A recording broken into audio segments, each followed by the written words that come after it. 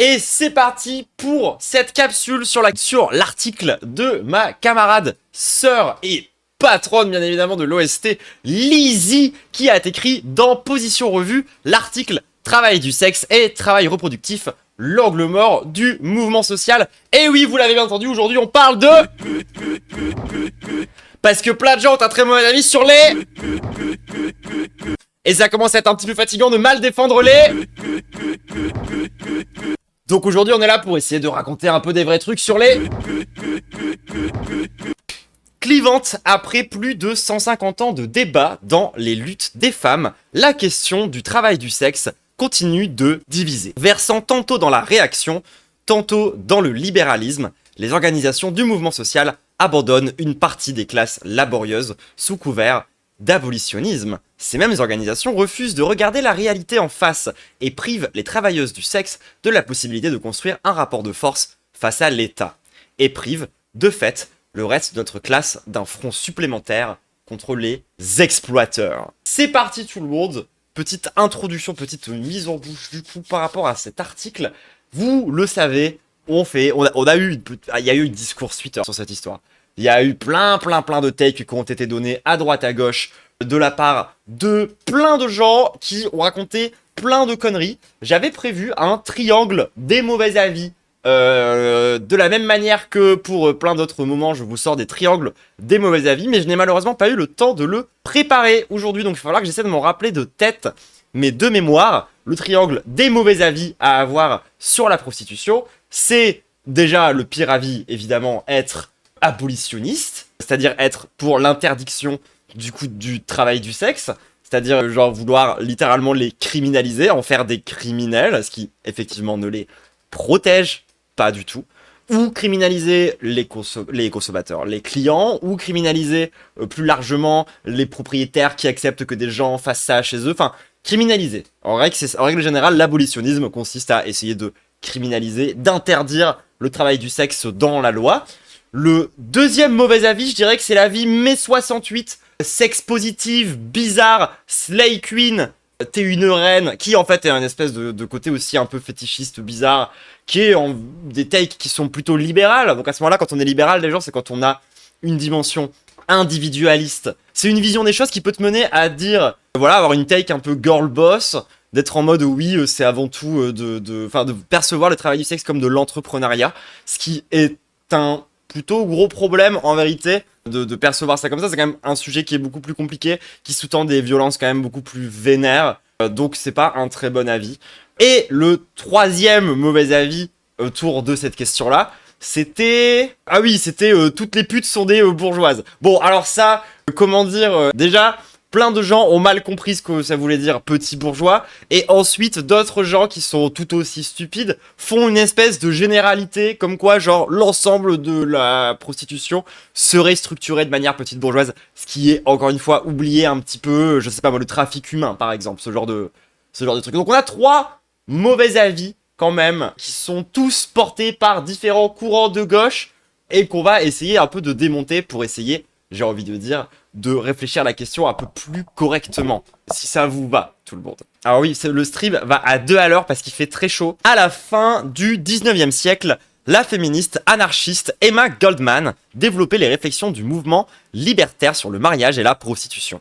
Arguant qu'une prostituée ne vendait son corps que le temps d'une passe, elle affirmait que le mariage était un contrat similaire, mais à perpétuité. Goldman comprenait déjà que les femmes étaient poussées par leurs conditions matérielles vers le mariage ou la prostitution. Le sujet de la prostitution n'a cessé d'animer les débats au sein du mouvement des luttes des femmes. Et je trouve que c'est super intéressant de façon de base de mettre en parallèle la question du mariage et la question de la prostitution, tout le monde. Vous allez comprendre pourquoi grâce à l'article, entre autres. Le sujet de la prostitution n'a cessé d'animer les débats au sein des mouvements de lutte des femmes. En réponse, la bourgeoisie a historiquement mené des politiques de prohibition et de réglementation du travail du sexe. Contre les prohibitions de gauche, Alexandra Kollontai portait une analyse matérialiste du travail du sexe et du mariage dans l'Union soviétique naissante. Contrairement aux positions qu'on lui prête souvent, la féministe communiste était vivement opposée aux lois réglementaristes héritées du tsarisme et à la pénalisation du client par la bourgeoisie. Donc ça, c'est ce qu'on vous disait, l'abolitionnisme, c'est la tentative de pénaliser, de criminaliser le travail du sexe. En 2K26, la plupart des organisations politiques de gauche et syndicales françaises n'ont rien conservé de cet héritage. En avril, le Parti socialiste s'est félicité des 10 ans de la loi pénalisant les clients et les travailleuses du sexe. Avec la loi contre le racolage et le proxénétisme de 2003, ce texte a largement contribué à la précarisation des travailleuses du sexe. Depuis, on observe une recrudescence des violences à leur encontre, notamment sur leur lieu de travail et bien d'autres conséquences désastreuses.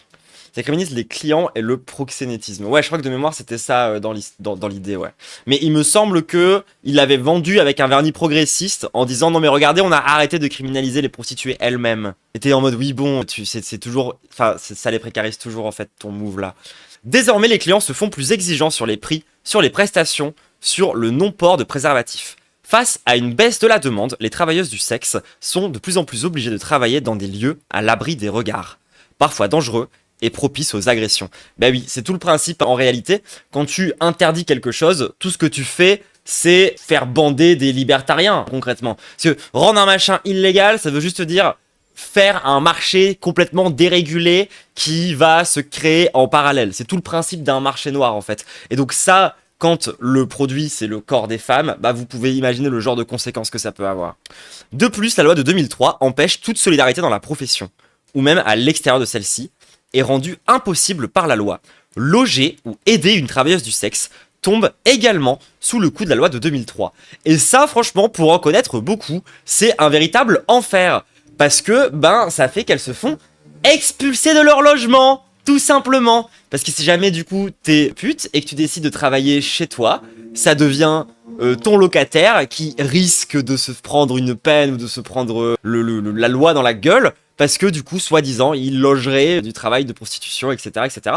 Et du coup, tu peux te faire, tout simplement, virer de chez toi. Parce que ton propriétaire, il a peur de se faire accuser de proxénétisme. Super! Oh, quelle bonne idée! Et c'est une conséquence parmi plein d'autres. Il n'est donc pas étonnant que des partis, de plus en plus réactionnaires, se réjouissent d'une telle situation. Mais il paraît lunaire que des syndicats de lutte, censés porter les revendications de tous les travailleurs et de toutes les travailleuses, applaudissent des deux mains ces lois. Pour cause, les travailleuses du sexe sont surreprésentées sur les listes de prénoms commémorées lors de la journée du souvenir trans.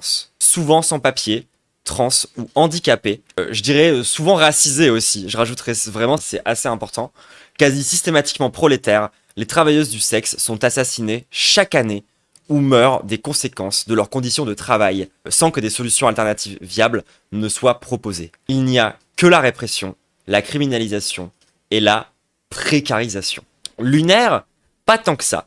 Le mouvement social français souffre d'un double mal quand il s'agit de lutte des femmes. Les positions des syndicats sur la question du travail du sexe en sont le produit.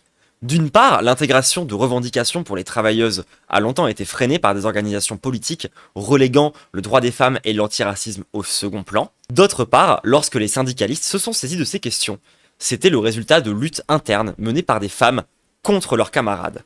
Ces femmes syndicalistes demeurent minoritaires dans leurs organisations et doivent faire face seules à une tâche colossale, construire des lignes syndicales féministes. En s'inspirant des théories critiques du genre venues des universités américaines et en les mixant avec l'universalisme raciste français, elles ont façonné des revendications qui ne pouvaient qu'entrer en contradiction avec les luttes des travailleuses du sexe. De nos jours, les syndicats tentent malgré tout d'adapter leur logiciel, mais la mobilisation de théories plus libérales mène nécessairement à l'impasse pratique. À aucun moment, ces théories ne permettent de saisir du caractère de lutte des classes des travailleuses du sexe. Et ça, du coup, lorsqu'on vous parle, par exemple, les trucs dont je vous parlais tout à l'heure en mode un peu fétichiste, en mode vas-y, Slay Queen, etc., c'est des discours qui rentrent un petit peu là-dedans. Voir la prostitution comme une forme d'entrepreneuriat, par exemple, ou même vouloir en faire un truc d'entrepreneuriat, c'est profondément libéral. Et c'est une des critiques qu'on peut mener, par exemple,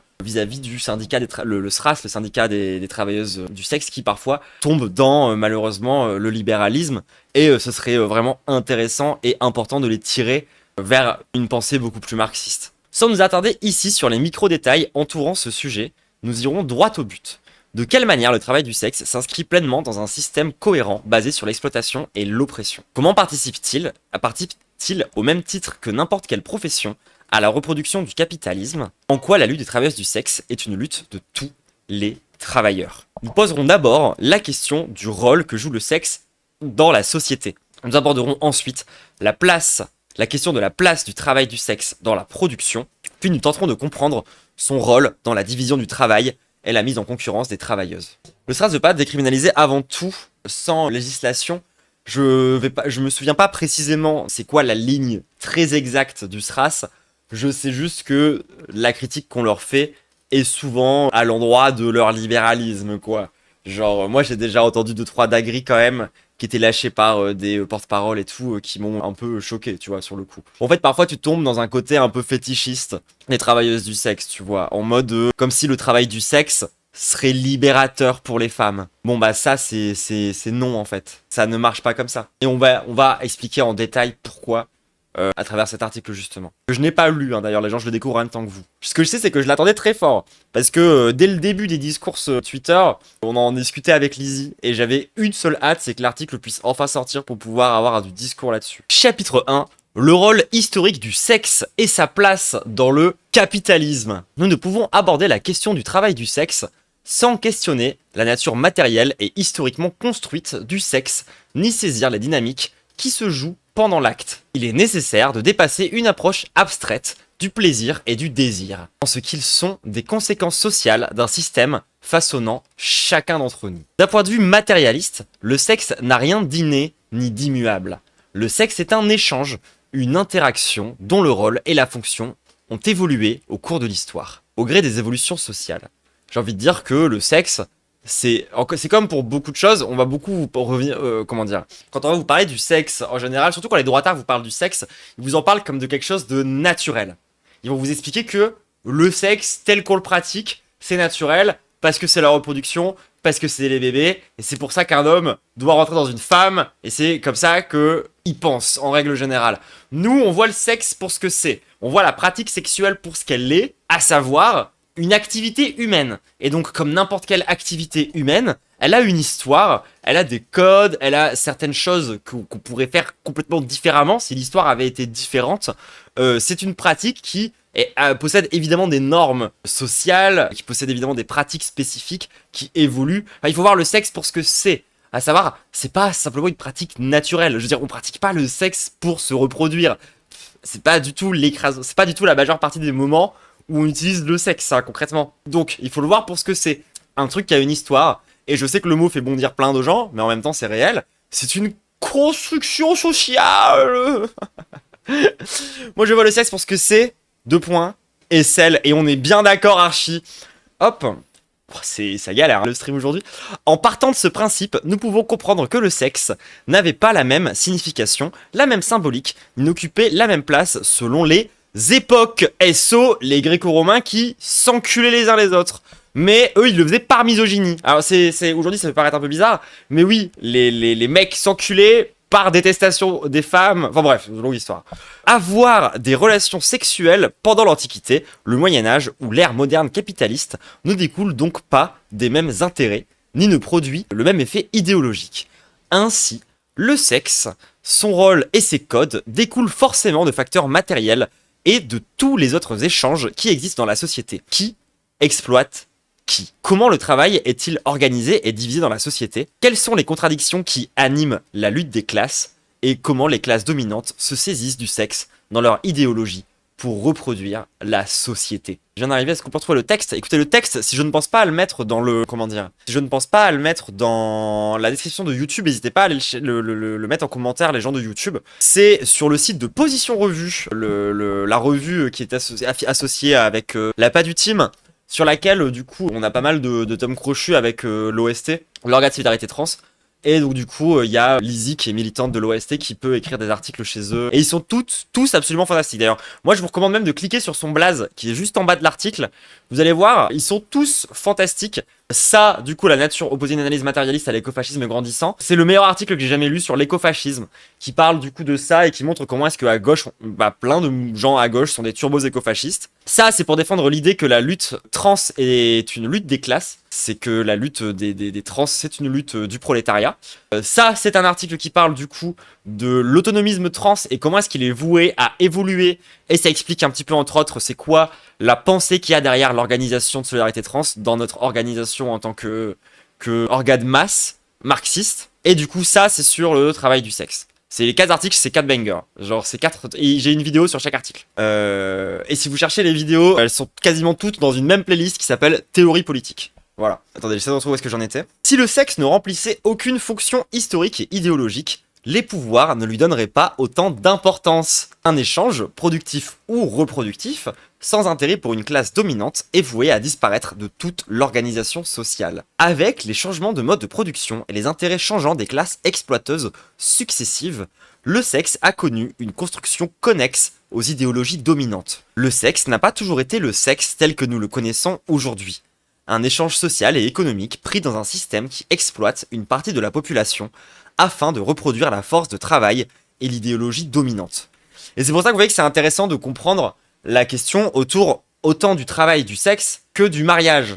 Parce que dans le cadre du mariage, il y a aussi une notion de contrat avec un échange qu'on pourrait tout à fait qualifié d'échange marchand, ou du moins de contrat d'exploitation à un certain niveau entre l'homme et la femme, et c'est quelque chose qu'on retrouve aussi dans la prostitution. Et c'est pour ça que les analyses marxistes autour de ces questions-là, souvent font du mariage et du travail du sexe les deux faces d'une même pièce. Mais je crois qu'on va vraiment revenir en profondeur là-dessus, vous allez voir. Et oui, non, c'est pas des questions de psychanalyse ou de trucs du style, les gens. Là, on est vraiment dans le matérialisme le plus pur. C'est quand même moins rentable de se marier, non? Bah ça dépend avec qui. J'ai envie de te dire.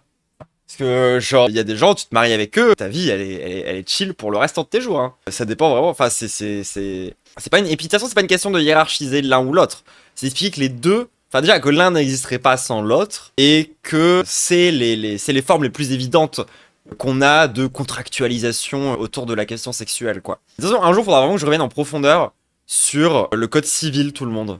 Et qu'on fasse un petit moment code civil où on revient sur toutes les plus grosses dingueries qu'a jamais contenu le code civil. Vous allez voir, c'est une immense dinguerie, genre c'est vraiment une folie. Il fut auparavant un échange non marchand, non moins chargé d'idéologie, et tout aussi reproductif, mais qui n'était pas ritualisé et organisé en fonction des intérêts bourgeois d'optimisation de la production. Comment donc le sexe sert-il les intérêts de la bourgeoisie? Question, je pense que plein de gens dans le chat sont actuellement en train de se poser. C'est à travers l'analyse matérialiste des facteurs et des échanges qui constituent le capitalisme que nous pouvons comprendre son rôle historique.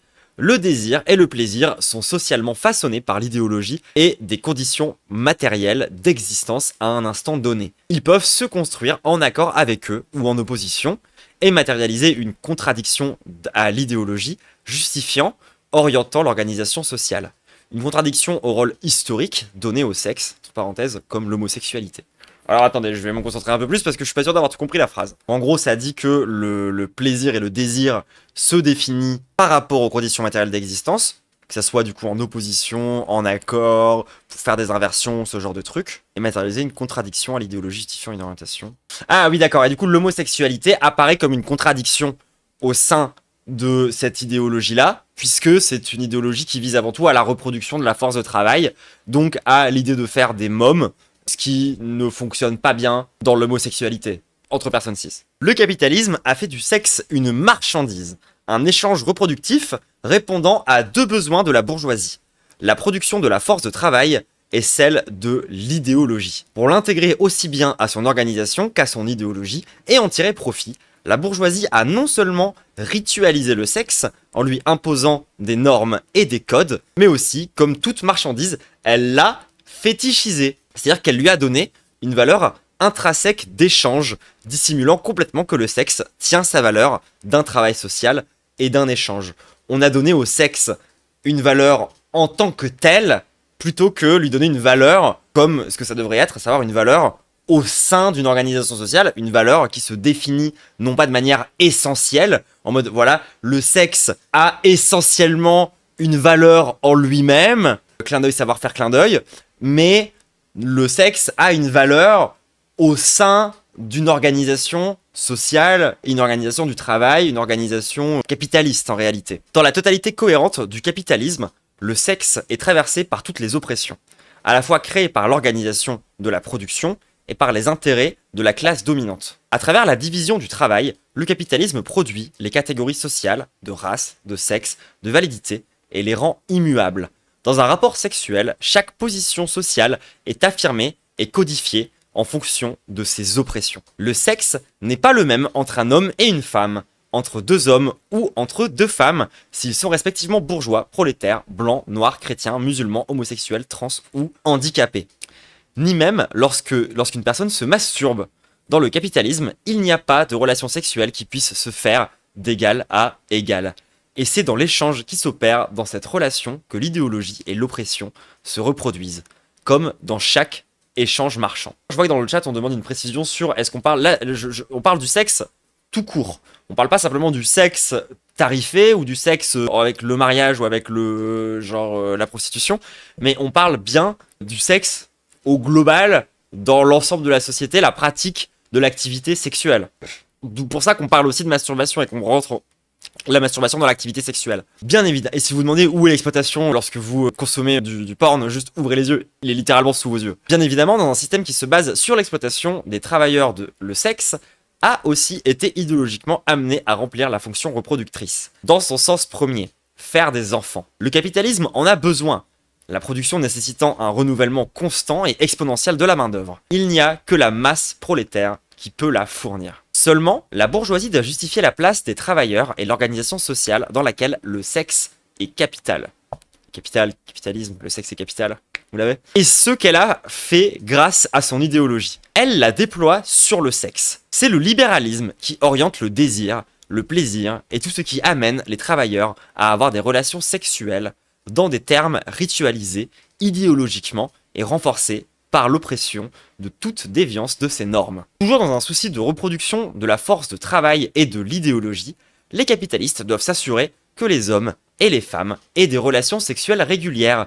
Pour cela, ils ont besoin de normes, d'organisation et de division du travail. C'est juste à voir la fétichisation des relations d'hommes/sub dans les relations queer et LGBT. C'est assez lunaire comment les gens ne sont pas capables de voir les sexes homosexuels d'une autre façon. Ouais, non mais ça c'est assez réel. D'ailleurs c'est aussi pour ça que souvent, moi je vous explique que le fait que l'hétéronormativité, ça existe aussi chez les queers, tu vois. Genre on est capable tout à fait de reproduire des schémas hétéronormatifs entre nous, que ça soit pour le meilleur, mais surtout souvent pour le pire, pour le coup. Genre il faut rester conscient de ça, et notamment les gros endroits où il peut y avoir de la reproduction par rapport à ça, c'est notamment dans le BDSM où justement on reproduit parfois à l'extrême ces normes de domination, ou parfois qu'on va venir inverser, etc. et tout. Bon, tu t'y connais un peu dans les lores de BDSM, tu captes un petit peu où est-ce que ça se reproduit, ce genre de choses, quoi, et comment est-ce qu'on peut aussi l'utiliser, parfois pour tenter de faire des retournements, mais dans tous les cas, à la fin, ça finit par donner quand même des rapports de domination, quoi. Belek parce que ces arguments sont parfois utilisés de manière transphobe ou lesbophobe. Qu'ils viennent me chercher, les transphobes, je les encule. C'est bon, ça va. Oui, il y a besoin de normes d'organisation et de division du travail. Par son idéologie, le capitalisme maintient l'hétérosexualité comme une norme sexuelle immuable et fait du sexe un besoin naturel de l'homme. Et genre de manière même, c'est là où je vous dis que ce truc-là dépasse parfois même la simple hétérosexualité aussi, quoi. Nombreux sont les mythes ou les arguments allant dans ce sens. Les couilles bleues, la centralité de la libido dans un diagnostic de bonne santé, les croyances fondatrices du mouvement incel, décrit comme résultant de la dette sexuelle des femmes envers les hommes, ou la misère sexuelle. Enfin, tous ces trucs-là, on pourra en revenir dessus, mais en profondeur sur à chaque truc, comment est-ce que ça se fonde en fait sur genre juste de l'hétéronormativité qui finit par être exacerbée, quoi, concrètement dans cette idée-là, quoi. En mode c'est ces valeurs-là. Normalement, c'est facile de comprendre en quoi cette idée que l'homme a un naturel besoin de sexe, comment les incels finissent par penser que du coup les femmes leur doivent du sexe. Vous voyez ce que je veux dire ? C'est assez facile de comprendre le cheminement qui mène à ce truc-là. Sauf qu'en fait, il n'y a pas besoin d'être incel pour penser que les hommes, ils ont un besoin pulsionnel de sexualité. Ça, on le retrouve vraiment dans toutes les strates de la société. Ça finit aussi par ne pas reconnaître que des femmes peuvent avoir de la libido, du coup, en contraste avec ce truc-là, tu vois, moi, je suis déjà tombé sur des podcasts de mecs qui sont intimement convaincus que le désir féminin n'existe pas, hein.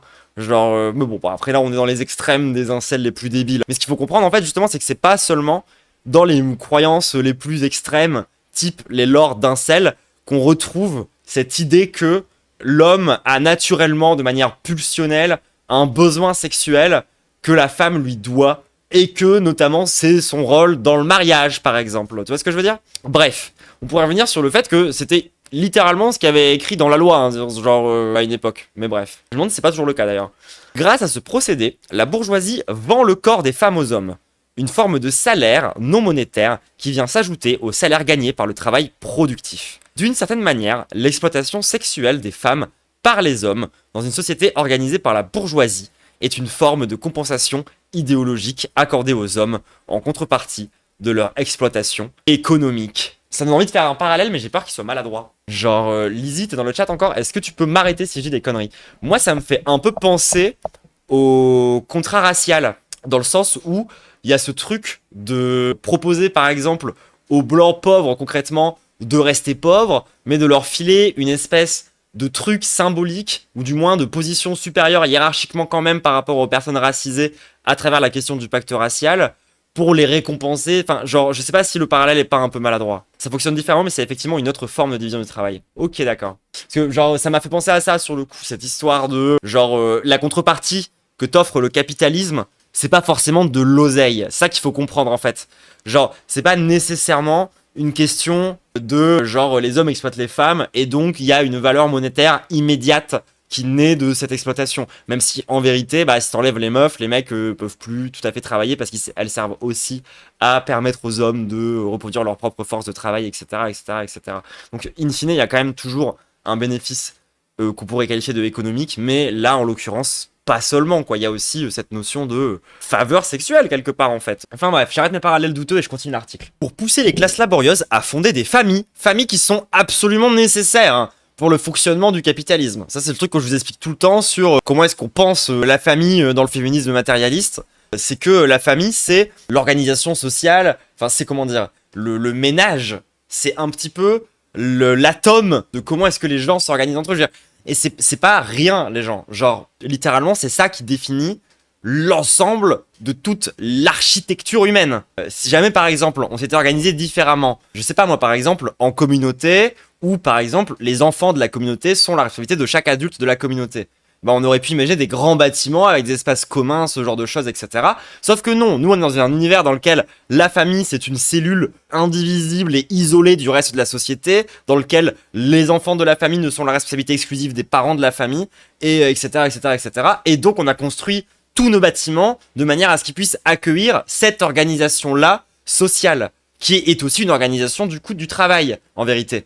C'est ça qu'on essaie d'expliquer, genre, sur le fait que la famille, telle qu'elle est pensée, est un fondement du capitalisme pour la production de la valeur et pour l'exploitation du patriarcat.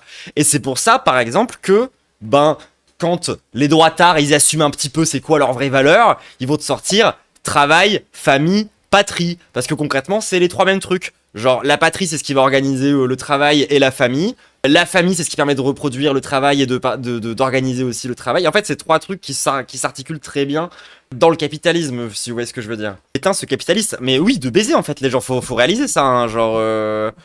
c'était vraiment genre, c'est pas juste un facho avec de la sympathie pour le nazisme, c'est aussi de la pensée très capitaliste. Hein. Mais le nazisme aussi est une pensée très capitaliste qui s'est vendue plus comme une pensée anticommuniste que comme une pensée capitaliste par ailleurs, mais qui reste néanmoins une partie capitalisme. Hein. Genre, le fascisme, c'est un... Comment dire? Je vais le dire comme ça. Le fascisme, c'est pas genre un bout du capitalisme, c'est un moment nécessaire du capitalisme pour fonctionner tel qu'il fonctionne aujourd'hui. C'est-à-dire que c'est pas genre... le fascisme, c'est pas une dégénérescence de la démocratie libérale, ça en est juste sa conséquence logique en fonction de certaines conditions matérielles. Bref, j'ai encore perdu un ni non ni nazi, putain. Pour pousser les classes laborieuses à fonder des familles, le capitalisme mobilise d'autres pans de son idéologie. Créer ou assimiler. La religion, avec l'institution du mariage. Le racisme, notamment avec la prétendue théorie du grand remplacement démographique. Ou encore le sexisme, qui mobilise les arguments pseudo-scientifiques et biologiques. On pourrait rajouter à ça aussi l'armée, enfin je veux dire le fait d'avoir besoin de soldats, quoi. Le côté très martial. Il y a un truc avec Macron là qui parlait de... Comment il disait déjà? Ce gros con, qu'il fallait relancer la natalité pour pouvoir aller faire la guerre en Ukraine, ce genre de truc, ça compte aussi, hein, je pense, là-dedans. Le sexe mobilisé comme un besoin naturel de l'homme et comme un soin prodigué par les femmes, par l'idéologie capitaliste, lui sert à reproduire la force de travail. Oui, la militarisation et le natalisme. Oui, c'est ça, le réarmement démographique, c'est ça. Placé au centre du contrat hétérosexuel et de la famille nucléaire. Famille nucléaire, ça veut pas dire que c'est une famille radioactive. C'est une famille qui possède un noyau, qui souvent est le père. Le sexe devient un travail dû par les femmes aux hommes. Au même titre que le ménage, la cuisine, l'éducation des enfants ou le soin, il est un travail reproductif. Une tâche ménagère ou domestique en somme. Et alors ça, je vais pas balancer mes darons sûrs, mes tatas et mes darons sûrs qui m'ont expliqué des trucs, mais en vrai de vrai, les femmes en sont parfois très conscientes de ce côté très laborieux, au sens premier du terme. Genre, c'est une corvée. Il y a plein de femmes dans des couples qui le voient comme ça. C'est en mode, on le fait parce que ça fait plaisir au mari. Toujours dans ces positions nul à chier. Parce que c'est comme ça que ça tourne, c'est comme ça que ça fonctionne. Et c'est un truc qui lui est dû, quoi, quelque part.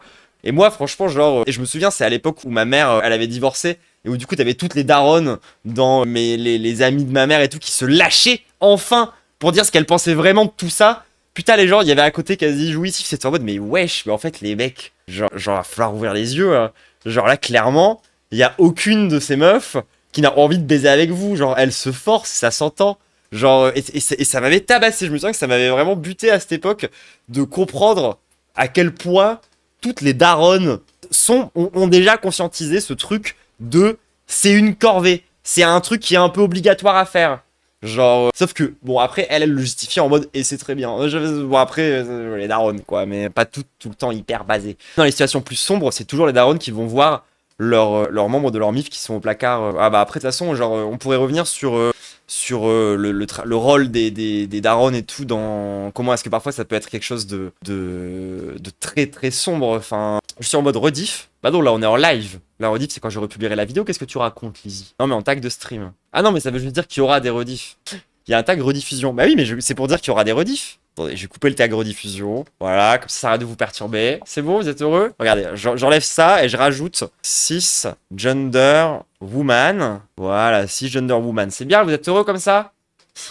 Oui, donc bref, on était sur le sexe comme une tâche ménagère. Le sexe comme une corvée, le sexe comme un devoir de la femme pour son mari. Et d'ailleurs, ça, je l'ai déjà entendu, je crois, au passage, que c'est une question de devoir. Le PC galère. Soigner et reproduire l'idéologie. Dans le capitalisme, il existe 2 types de travail. Le travail productif, qui crée de la valeur et permet à la bourgeoisie de voler la plus-value issue du travail prolétaire, et le travail reproductif, qui permet la reproduction et le renouvellement de la force de travail grâce aux soins, à l'entretien des communs et des biens privés, ou encore grâce à l'éducation. Donc c'est là où vous voyez que genre il y a des notions de création de valeur et des questions de reproduction qui sont pas tout à fait les mêmes.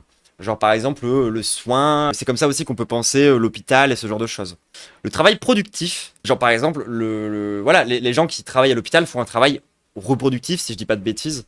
Contrairement à quelqu'un qui va bosser par exemple, je sais pas moi, extraire des ressources naturelles. Ou même à construire des trucs. Le travail productif dépend donc du travail reproductif. Ce dernier assure la stabilité du capitalisme. Seulement, la bourgeoisie n'a historiquement jamais eu intérêt à le rémunérer, puisqu'il ne permet pas de créer de la valeur. Pour faire effectuer le travail reproductif par une partie des travailleurs, il a fallu diviser le prolétariat et le travail en créant des critères arbitraires. Le sexe social. Dans le capitalisme, les hommes sont chargés du travail productif et les femmes du travail reproductif. Et c'est un truc qu'on observe encore beaucoup en fait en vérité dans les travails du soin par exemple, qui sont où il y a quand même une plutôt grosse représentativité des personnes, des femmes en fait, des personnes sexisées en règle générale, où on retrouve beaucoup de femmes, c'est pour ça qu'on parle de sage-femme, etc. Après, encore une fois, il y a toujours cette inversion autour de la question du médecin, parce qu'il y a une question de statut social, où genre un chirurgien, pour le coup, lui, vu qu'il a du pouvoir sur d'autres médecins et qu'il y a un rapport hiérarchique, etc., etc., etc. En gros, quand ça devient un truc de connard, ça redevient un truc de mec. Mais pour faire simple, le care, le travail du soin, tout ça, généralement, c'est quand même plutôt un truc de meuf. Ah non, le travail reproductif, c'est pas simplement faire des bébés. C'est aussi le travail du soin, du coup, tu vois. Genre, c'est aussi le travail qu'il y a dans les hôpitaux. C'est aussi le fait de, par exemple, laver les vêtements du travailleur. Ça concerne aussi toutes les tâches ménagères. Enfin, c'est beaucoup plus large que simplement la reproduction des bébés. Quand on parle de travail reproductif, c'est ce qui sert à reproduire la force de travail dans son ensemble, en fait. Aussi à permettre derrière aux travailleurs, par exemple, le fait que d'avoir une espèce de petite psy à la maison, ce genre de truc, tu vois, ça peut être pratique. Putain meuf, qu'est-ce qu'on est de bonnes femmes quand on y repense. Théma, le nombre d'eggs qu'on reproduit. Non mais c'est vrai que nous, on crée pas mal de meufs, hein. Bref, on était où? Oui, les hommes font le travail productif, les femmes font le travail reproductif. En règle générale, les gens, évidemment, il y a des exceptions. Le sexe social, en tant que position sociale dans la division genrée du travail, n'est évidemment pas la seule catégorisation mobilisée. Des catégorisations de race, de classe ou encore de validité interviennent également. Ça, c'est ce que je vous explique à longueur de temps, les gens, quand je vous explique qu'on peut penser la race en tant que classe sociale, le sexe en tant que classe sociale, la classe économique, du coup, évidemment, en tant que classe sociale, et les niveaux de validité rentrent évidemment aussi en compte là-dedans. Mais alors, c'est pas des classes. Peut-être que tu feras que tu m'expliques un petit peu plus en détail c'est quoi la différence pour toi. Moi, j'ai tendance à dire que c'est des classes sociales. Après, c'est des positions sociales, mais pas des classes. J'aimerais bien que tu m'expliques ça en détail un jour. Tu veux venir là, maintenant, en voc? Moi, ça me dérange absolument pas. En vif? Allez, vas-y. Ouais, tu m'entends? Ouais, nickel. Comment ça, Maros? Ouais. Tranquille et toi? Ça te dit quoi? Bah écoute, ça dit feur. Allez, moi je vais m'en aller, tu vas te démerder et Allez, je tu me vas pas débrouille expliquer. pour comprendre le marxisme. Non, alors en gros, ce qu'il faut comprendre, c'est un peu une dérive du féminisme matérialiste qui a vraiment analysé les hommes et les femmes comme deux classes sociales, en ce que le patriarcat serait un système d'exploitation à part entière, là où quand on est marxiste, on va analyser deux classes, la bourgeoisie et le prolétariat, effectivement avec tout un tas de sous-classes qui peuvent exister, je pense à la petite bourgeoisie, je pense au lumpen, je pense, il y a plein de sous-catégories, mais les classes, ça recouvre vraiment bourgeoisie-prolétariat. En revanche, quand on va parler de division du travail, effectivement, on va développer d'autres classes, enfin d'autres, pas des classes du coup, mais des positions sociales dans la production qui sont organisées par des facteurs liés justement typiquement au patriarcat, à la division genrée du travail, mais aussi par la division raciale, coloniale et impérialiste du travail. Donc en fait, c'est pas tant des classes en ce qu'il y aurait une exploitation des hommes sur les femmes. En revanche, il y a de fait une exploitation qui se joue à ce niveau-là, mais globalement, au final, justement dans cet échange marchand qui a lieu au sein de la famille nucléaire, mais aussi dans le TDS, au final, c'est la bourgeoisie qui finit par capter les capitaux économiques, et c'est là que se joue l'exploitation. C'est qu'en fait, l'exploitation capitaliste, elle s'étend jusque dans la famille, et elle s'étend aussi par la colonisation et l'impérialisme. Donc, c'est de la division du travail, mais c'est pas l'apparition de classes sociales qui s'exploitent, dans lesquelles il y a une contradiction, il y a une exploitation de l'une sur l'autre. Donc c'est pour ça qu'on ne dit pas classe sociale, mais qu'on parle de position sociale et qu'on parle de division du travail. Ok, d'accord. Pardon, voilà, c'est tout pour moi. Ok, parce que du coup, si je comprends bien, dans la question d'une classe sociale, il n'y a pas qu'une division du travail, mais il y a aussi En fait, ce qui fait la la classe question sociale, du capital, quoi. ce qui fait la classe sociale, c'est pas la division du travail. Le prolétariat est divisé, voit son travail divisé de manière genrée et de manière coloniale. Mais ce qui fait la classe sociale, c'est l'exploitation et c'est l'accumulation de capitaux. Et il n'y a que la bourgeoisie qui capte et qui accumule. Ok. Au final. Parce que moi, j'étais parti du principe que de fait, vu que les hommes exploitent les femmes, que les blancs exploitent les non-blancs. Ouais, mais en fait, c'est comment dire, C'est plus une conséquence de cette division du travail que des classes sociales à proprement parler. Il y a beaucoup de trucs où en fait on a beaucoup repris le paradigme très féministe matérialiste à l'universitaire de dire les hommes, les femmes sont une classe sociale, les blancs, les noirs sont une classe sociale, ce qui n'est pas le cas parce qu'en fait les capitaux ne sont pas captés par les blancs comme ensemble, mais par la bourgeoisie. Homogène. Et les hommes les hommes ne captent pas de capitaux de manière homogène. Au final, ça reste la bourgeoisie qui, dans son intérêt capitaliste, capte l'ensemble de la plus-value et l'ensemble de la valeur. Et c'est des notions qui nous renvoient un peu aux analyses de contradictions universelles et de contradictions spécifiques, de contradictions secondaires et principales. C'est qu'en fait, si on observe vraiment bien comment les capitaux circulent, au final, ça reste la bourgeoisie qui les capte et plus précisément la bourgeoisie impérialiste dans le cas actuel. Voilà. J'espère que c'était clair. C'était clair. Bon, en tout cas, c'était super. Merci beaucoup, Lizzie. Ça va vraiment affiner mon discours, je pense. Parce que moi, je faisais vraiment ce raccourci-là avant. Et bah, je m'en excuse, du coup, c'est de la mauvaise vulgarisation, tout le monde. La formation ne s'arrête jamais. Bonne soirée tout le monde, bonne soirée camarades. Merci beaucoup aussi pour l'article là, t'es la goth. Avec grand plaisir, salut tout le monde. Ouais, c'est la goth, elle explique trop bien les gens. Genre, vous comprenez mieux pourquoi quand je vous dis que j'ai des questions, je vais la voir. Trop pratique de connaître des gens comme ça. Et puis ça maintient ce que je vous disais toujours, hein. Pour moi, échanger avec les camarades, c'est toujours 100 fois plus efficace. Et t'apprends plus vite, tu comprends beaucoup plus naturellement qu'en lisant des livres. Voilà. Ça restera ma take, hein. Voilà, vous venez d'assister à comment est-ce que je me forme politiquement, à peu près. Évidemment, il n'y a pas que Lizzie, hein, tout le monde, il y a plein d'autres gens. J'ai vraiment hijack, non mais quand tu veux, vraiment quand tu veux. Hein. C'est reparti donc. De la même manière que le travail reproductif, le travail reproductif occupe un rôle de reproduction de l'idéologie capitaliste dans tout ce qu'elle comporte. Par l'exploitation des uns et le travail des autres, les classes se reproduisent. Un travailleur pense comme un travailleur parce qu'il travaille et que sa production est accaparée par la bourgeoisie. Une femme pense comme une femme parce qu'elle fournit un travail reproductif et que ce travail sert les intérêts de la bourgeoisie. En profitant de l'exploitation des travailleurs, les bourgeois s'affirment en tant que bourgeois et bénéficient partiellement de la division genrée du travail. Les hommes sont affirmés en tant qu'hommes.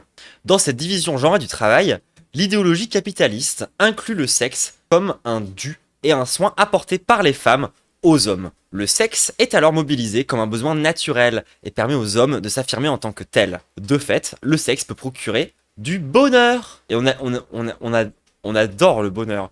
S'affirmer dans son sexe social et être affirmé dans celui-ci par la société est une source de bien-être. Voilà, comme par exemple quand t'as plein d'hommes qui se soulèvent un gros caillou tous ensemble et le jettent dans une grosse mare, ils ressentent du plaisir parce qu'ils se sentent... C'était pas le meilleur exemple, mais je sais pas pourquoi j'ai direct pensé à genre 4 gonzes qui jettent une grosse pierre dans un lac. Mais bref, c'est quand même l'affirmation de genre absolue ce truc. Hein. C'est aussi vrai que l'inverse est une source de mal-être, notamment pour les personnes trans. Par le cissexisme, sont constamment contestées dans leur sexe social. Et oui, parce que c'est bizarre, une fille qui aime bien les gros beaux géants, la programmation, tout un tas de trucs qui matrixent les meufs trans, tu vois, genre littéralement en mode, mais c'est pas un truc de femme ça. Hommes jetés gros cailloux. Exactement.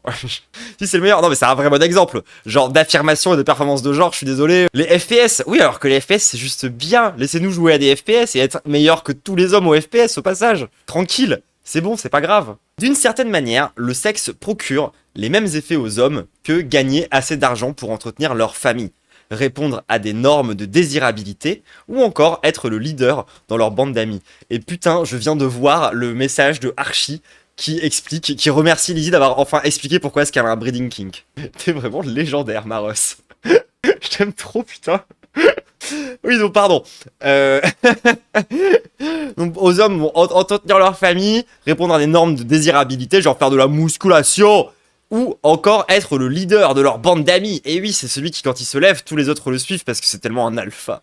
En affirmant certains hommes dans leur sexe social, la société en conteste nécessairement d'autres. Ceux-ci ne sont pas moins des hommes ou des reproducteurs de leurs propres conditions, mais trouvent dans l'idéologie sexiste d'autres réponses à leurs conditions. En témoignent les incels, par exemple. Mais on pourrait avoir par exemple les hommes soja, dont j'ai parlé dans une capsule qui sort bientôt d'ailleurs au passage. Tout ce qui est les prophètes, hommes pro-féministes et tout, genre on pourrait en parler en profondeur aussi un petit peu. Ainsi, orientés par le capitalisme, les hommes ont le rôle historique de baiser des femmes. SO, tellement de jeux vidéo. Cette injonction vient à la fois de la propagande bourgeoise libérale, raciste et sexiste, mais elle est aussi reproduite par la mise en concurrence des hommes prolétaires entre eux, sur le marché de l'hétérosexualité, marché dans lequel les femmes prolétaires sont également en concurrence. Donc en gros, l'idée, c'est de créer une hiérarchisation basée sur ta capacité à baiser des femmes. Et ça, vous l'avez déjà remarqué normalement dans tous les groupes de mecs, où en fait, le fait de baiser plein de meufs, et bah ça devient un truc qui te met vraiment très très très en avant et qui te crée énormément de valeur. Genre par exemple, il y a des mecs qui s'amusent à faire, je sais pas, entre eux par exemple, des espèces de Pokédex de meufs. Tu sais, si la meuf, elle est dure à baiser, ou si elle est plutôt bonne. Et ils donnent des notes comme ça, dans des petits Excel, entre eux, pour savoir, genre, qui obtient le plus de points sur sa capacité à baiser des meufs. Genre ça, typiquement, c'est des dynamiques qu'on observe dans des boys clubs. C'est des trucs qui existent dans des boys clubs. C'est de la violence sexiste, hein, pour le coup. Et c'est quelque chose qui existe, les gens. Genre, moi, par exemple, que tu prends, genre, je crois que j'ai des gens comme ça, par exemple, en école d'ingénieur, école de commerce, il y a des gens qui font ça, hein. Ils prennent une espèce de trombinoscope de toutes les meufs de la promo, ils leur donnent à toutes une note. Ensuite, ils comptent à la fin d'année combien est-ce qu'ils en ont baisé. Ils comptent leur score et ils les comparent entre eux. Mais alors, ça ne se limite absolument pas au monde des écoles de commerce et des grandes écoles et tout, hein, les gens. Il n'y a pas du tout besoin d'avoir fait ça pour avoir ce genre de pratique, mais sachez que ça existe. Cette injonction vient à la fois de la propagande bourgeoise, libérale, raciste et sexiste, mais elle est aussi reproduite par la mise en concurrence des hommes prolétaires entre eux. Pardon, j'ai déjà dit ça. Marche dans le cas, oui, donc, ce truc de mise en concurrence, où parfois, genre, c'est même fétichisé dans certains boys clubs, c'est même fétichisé par certaines personnes, par certains groupes qui en font littéralement des classements, qui se font des concours, qui mesurent la taille de leur bite au nombre de meufs qu'ils ont baisé et à leur désirabilité. Enfin bref, ça pour dire que c'est des dynamiques qui existent et qui provoquent et qui produisent énormément de violence, les gens, bien évidemment. Ça dit depuis la fin des temps, ce genre de truc, ça dégoûte. Ouais, non, ça dégoûte. Ça dégoûte de fou, les gens. Ça dégoûte. Dans le capitalisme, l'hétérosexualité apparaît donc comme un contrat ou un échange. Puisque rien n'est gratuit et que tout est marchandise, l'homme doit la sécurité financière, alimentaire et un logement à la femme.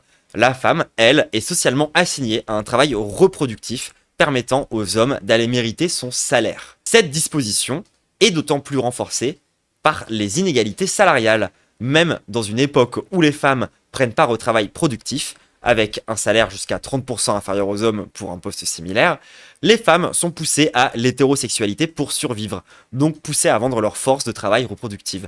Y a qu'à voir se loger à Paris quand tu es une femme toute seule, avec un enfant, t'es quand même pas mal conditionné à vouloir te remettre en couple assez vite. Ne serait-ce que pour pouvoir recommencer à manger autre chose que des pâtes, typiquement. Parce que oui, les questions de logement, c'est aussi des trucs qui... Parce que je suis désolé, je suis beaucoup autour du logement, on travaille sur ça avec Victoire en ce moment, mais genre, il y a vraiment un...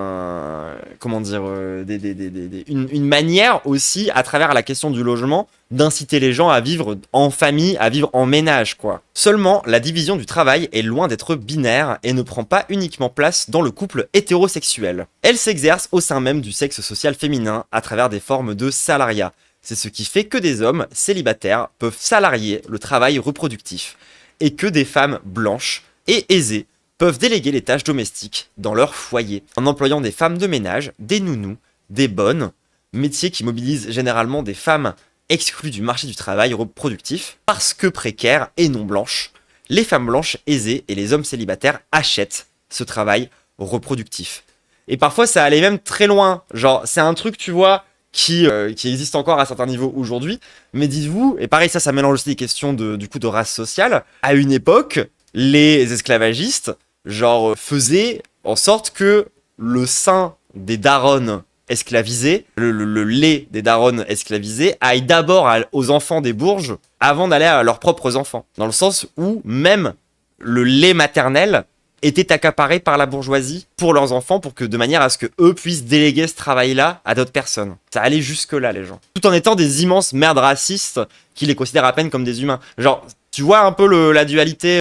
Ça n'a pas complètement disparu d'ailleurs, ce genre de pratique, tout le monde. Nourrice égale qui nourrit à la base, mais ça a pris un autre sens maintenant. Ah ouais, ok, d'accord. Bah voilà, typiquement. Toujours bien l'étymologie, hein, ça, on apprend des trucs. Tous deux profitent alors de sa marchandisation et affirment leur place dans la société capitaliste par la division genrée et raciale du travail. Enfin, ce travail reproductif a toute sa place dans le contrat hétérosexuel qui lie un homme et une femme aisée. C'est quand même vachement bizarre de prendre le lait mais ensuite d'avoir la one drop rule. Non mais franchement les Américains après. Le travail du sexe est également une forme de travail reproductif, externalisé, hors du couple. Et oui, vous l'attendiez pas le parallèle entre les nounous et les putes, mais il est là, hein. Genre, c'est dans une analyse marxiste autour de cette question du travail reproductif, c'est là où on voit que c'est des rôles qui sont, au sein de cette idée-là, pas si différents que ça, quoi. Même si ça sous-tend encore d'autres violences, etc., etc., etc. Enfin, c'est pas non plus le même taf, quoi. Dans la division genrée du travail, les femmes sont assignées à des fonctions reproductives et sexuelles. La marchandisation du travail sexuel devient alors socialement possible parce que la sexualité féminine est déjà socialement construite comme une ressource mise à disposition des hommes dans le couple hétérosexuel. Le travail du sexe apparaît ainsi comme une extension marchande de rapports sociaux préexistants. Est-ce que c'est bien clair pour tout le monde tout ça? Ou s'il y a besoin de rentrer plus en détail? C'est bon pour vous? Sauf je pense on se laissera un temps pour les questions à la fin. Sachant que moi j'ai pas toutes les réponses nécessairement, encore une fois je suis pas la meuf la plus carrée au monde. De plus, la possibilité d'acheter du sexe renforce sa qualité de marchandise. D'un même coup, l'acte sexuel est renforcé en tant que travail reproductif que les hommes peuvent acheter aux femmes et exiger dans le couple hétérosexuel à titre de soins reproductifs. Dans les deux cas, le sexe intervient comme un échange participant à la reproduction de l'idéologie capitaliste. La division du travail est la place des hommes et des femmes dans la société. C'est là le rôle historique du travail du sexe. Il se construit dans cette division, permet de renforcer et prend place dans une société basée sur l'échange marchand et l'exploitation. Que ce soit à travers les inégalités salariales ou l'exclusion du marché du travail, le travail productif et le travail reproductif se structurent et se reproduisent mutuellement. Ils créent ensemble les conditions matérielles de la famille nucléaire et du contrat hétérosexuel en créant la dépendance des femmes et des enfants aux hommes. Malgré une organisation sociale en constante évolution, notamment vis-à-vis de la famille nucléaire, ils font de celle-ci une institution centrale dans l'organisation capitaliste. En gros, si je résume correctement ce qui est dit là, cette idée que, à travers le travail du sexe, on donne donc une valeur marchande au sexe, ça relégitime le devoir au sein du couple hétéro de la femme de donner ce truc reproductif, si je dis pas de bêtises. Chapitre 3, si je dis pas de bêtises. L'armée de réserve du patriarcat. La division genrée du travail, l'idéologie sexiste et la marchandisation par le capitalisme de tous les échanges ont mené à des contradictions internes. Si toutes les tâches reproductives peuvent être salariées et déléguées à des sous-divisions du sexe social féminin, le sexe aussi. Pourtant, on pourrait penser que le travail du sexe entre en contradiction avec la centralité de la famille nucléaire dans l'organisation capitaliste, et que c'est la raison pour laquelle la bourgeoise a historiquement cherché à le réprimer, par la prohibition ou la réglementation. Et ça d'ailleurs, vous voyez très bien, genre, dans les discours, même les discours un peu masculins, que c'est quelque chose qu'on observe un peu. C'est-à-dire qu'une femme, ça peut être soit ta femme, dans le sens genre la tienne, ou les putes, quoi, concrètement, y compris du coup les salopes, les machins, les trucs du genre et tout, etc. Dans la tête de plein de mascus un peu débiles sur internet, il y a vraiment cette notion-là. Genre, il suffit d'aller voir les TikTok un peu débiles où ça parle de Tana et tout. Genre, vraiment, c'est ce discours-là x10. Hein. C'est en réalité l'inverse. Le travail du sexe est un pilier du maintien de la famille nucléaire. Dans la division genrée du travail, le capitalisme l'a assimilé comme tel. Même salarié, le sexe est un lieu de reproduction de l'idéologie capitaliste. La famille nucléaire, ritualisée, avec son organisation, ne prévoit pas la possibilité de déléguer la procréation ni le sexe. Si auparavant le travail du sexe permettait de diviser le sexe reproductif et le sexe reproducteur, en opposant les femmes avec lesquelles il était concevable de fonder une famille et les filles de petite vertu, troisième œil, l'évolution néolibérale du capitalisme a changé les choses. En assimilant la libération sexuelle des années 1960, les femmes bonnes à marier sont aussi devenues celles qui devaient fournir un travail sexuel. C'est pour ça qu'on parle d'ailleurs souvent, non pas de la libération sexuelle de mai 68, mais surtout d'une libération sexuelle masculine. Parce qu'au final, c'est surtout genre en mode... C'est bon, les femmes bonnes à marier, vous pouvez correspondre aussi aux fantasmes des mecs, c'est juste un peu ça concrètement la libération sexuelle de mai 68, tu vois. C'est oui, c'est bon, vous avez le droit de désirer être fétichisé par les hommes. Bon. Dans le flou de la transition entre ces époques, les femmes doivent continuer d'apparaître avant tout comme respectables. L'évolution de la loi française passée du réglementarisme au prohibitionnisme coïncide avec cette évolution idéologique de la division du travail. Les femmes ont davantage intégré la sphère du travail salarié. La division du travail dans la famille nucléaire a ainsi dû s'adapter. Et c'est aussi pour ça qu'on a commencé à avoir des discours féministes, souvent même parfois libérales, qui viennent parler du coup de... Pas que libérales du coup, mais féministes tout court, qui viennent parler de double journée par exemple, ce genre de truc, tu vois. Où genre la femme, elle va du coup se retrouver maintenant à devoir à la fois prendre part au travail productif, donc travailler, genre en entreprise, dans le travail salarié, genre avec un patron, etc., et en plus faire encore la quasi-totalité du travail reproductif. Donc à savoir Le fait de laver le linge, le fait de faire à bouffer, le fait de baiser son mari, ce genre de truc. Enfin, de se faire baiser par son mari, plus précisément, parce que c'est comme ça que ça marche dans les relations hétéro, à ce qui paraît. Le sexe comme rituel et comme échange marchand constitue le ciment de la famille hétérosexuelle. Il engage ses membres dans un type de relation qui, dans la norme capitaliste, dépasse le cadre de la simple amitié. Par le libéralisme, le racisme et le sexisme, il lie deux individus dans un objectif idéologique bourgeois, façonné par les intérêts capitalistes. Mais l'idéologie ne fait pas tout. Pour qu'un homme et une femme aient un intérêt à se lier ainsi, il doit aussi exister un intérêt matériel. Nous l'avons vu, l'hétérosexualité est un échange marchand. Pour de nombreuses femmes, elle constitue une sécurité que leur seul travail productif ne permet pas. CF, être une femme toute seule à Paris avec un enfant. Cette sécurité matérielle est souvent conditionnée à une participation au travail reproductif. Par l'idéologie et la coercition économique, le capitalisme met les femmes en concurrence sur le marché de l'hétérosexualité. Dans le sexisme, idéologie de la division genrée du travail, une femme doit trouver un homme et avoir des enfants. C'est son rôle historique dans le capitalisme, c'est un signe d'accomplissement promu en société et il offre des avantages économiques. L'hétérosexualité. Et d'ailleurs, ça, on voit bien que c'était aussi déjà le cas, par exemple, dans la noblesse et la bourgeoisie au temps de la féodalité. Et que c'est des modèles aussi qui se sont généralisés avec la prise de pouvoir de la bourgeoisie sur le reste de la société. L'hétérosexualité est une forme d'ascension sociale et de promotion sur le marché du travail reproductif. Ce régime définit des rôles au profit des intérêts économiques de la bourgeoisie, puisqu'il permet l'optimisation de la reproduction de la force du travail essentielle au capital. Genre, si vous demandez pourquoi est-ce que le capitalisme, le libéralisme et tout se structure de cette manière-là, c'est parce que ça crée de l'oseille, quoi. Ça permet d'avoir tout ce travail reproductif qui est fait gratuitement de la part généralement des femmes, qui permet d'obtenir derrière la fameuse plus-value, la fameuse optimisation pour capter la valeur. Seulement le marché du travail reproductif est rude, et des femmes poussées par leurs conditions matérielles d'existence, par l'oppression raciste, transphobe et validiste, et par l'exclusion du travail productif, sont contraintes de vendre leur force de travail reproductive à moindre coût. Elles font le ménage, la cuisine ou du travail du sexe au service d'un foyer ou non. Face à l'existence de telles professions, les femmes n'ont d'autre choix que de baisser également le prix de leur force de travail reproductif. En ce lieu, les travailleuses du sexe interviennent comme l'armée de réserve du patriarcat et de la division genrée du travail. Au même titre qu'un travailleur étranger, trans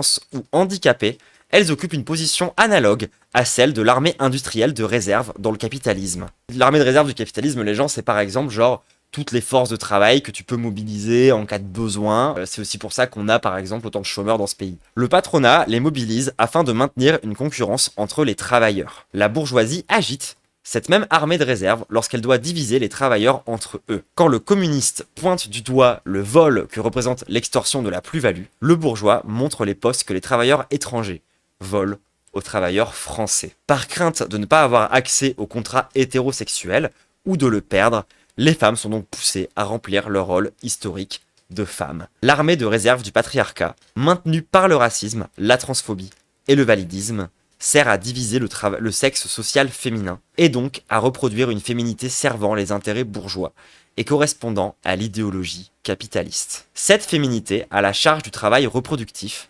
ménage, cuisine, soins, éducation des enfants et sexe. Par la mise en concurrence, la bourgeoisie crée une féminité acceptable pour la famille nucléaire, blanche, cis et valide. Je peux aussi vous renvoyer vers une capsule que j'avais faite à l'époque pour parler de ce sujet-là, justement, en expliquant pourquoi la féminité était avant tout blanche et cis et valide, mais surtout blanche. Enfin, en tout cas, nous, on avait axé ça surtout autour de la question de la blanchité. Dans le capitalisme, certaines femmes blanches, cis et valides peuvent avoir un intérêt au maintien de la reproduction de l'idéologie raciste, transphobe et validiste, afin de privilégier leur accès à l'hétérosexualité. Elles remplissent ainsi le rôle historique que la bourgeoisie leur donne pour maintenir leur position relative dans la hiérarchie du travail reproductif. Est-ce que c'est clair? Donc de la même manière qu'on dénigre le travailleur immigré, on dénigre les putes. Oui, beaucoup de choses, mais ça va, je le capte. C'est dense, hein. En même temps, on réexplique tout depuis les bases. Il ne faut pas tomber dans le panneau des mobilisations racistes du concept d'armée de réserve. Qu'est-ce que t'entends par là, Lizzie? Vous parlez de quoi? On parle de... Voc. Allez, on va avoir un petit moment de vocal entre chaque chapitre. Ça me rappelle les discussions que j'avais avec des camarades communistes il y a quelques années entre les sex-polybes et les aboloréacs, comment trouver une porte de sortie matérialiste. C'est littéralement l'origin story de cet article. Allô, allô? Alors, comme j'expliquais, l'armée de réserve, c'est un truc qui est mobilisé par la bourgeoisie pour baisser le prix de la force de travail des travailleurs.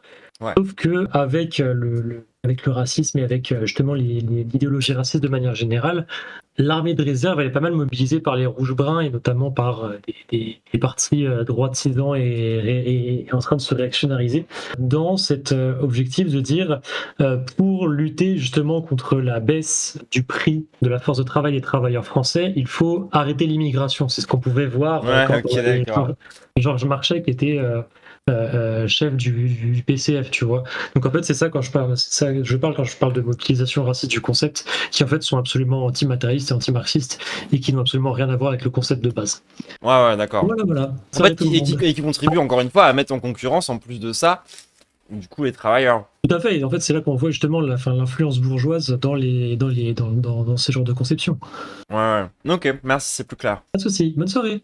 Bonne soirée. Ah, j'écoute pas assez les rouges bruns, les gens, je sais pas comment est-ce qu'ils font n'importe quoi avec nos concepts. C'est reparti. Contre l'exploitation, lutter avec les travailleuses du sexe. Qui dit armée de réserve, dit que le front est occupé par les soldats que le capital valorise le plus, puisque plus à même de reproduire son idéologie et sa force de travail. Les travailleurs étrangers sont en grande majorité des prolétaires cumulant les oppressions. Il en va de même pour les travailleuses du sexe, comme pour de nombreuses professions reproductives historiquement dévalorisées par rapport au travail productif. En cause, le racisme, la transphobie ou le validisme. Le capitalisme ne laisse rien au hasard, et la marginalisation des subdivisions du prolétariat sert également sa reproduction idéologique parmi les travailleurs. En somme, le travail du sexe se construit historiquement dans la division genrée du travail en ce qu'il répond à un besoin créé par l'idéologie capitaliste, raciste et sexiste. Il participe à l'affirmation des rôles sexués masculins et met en concurrence des femmes entre elles sur le marché hétérosexuel du travail reproductif.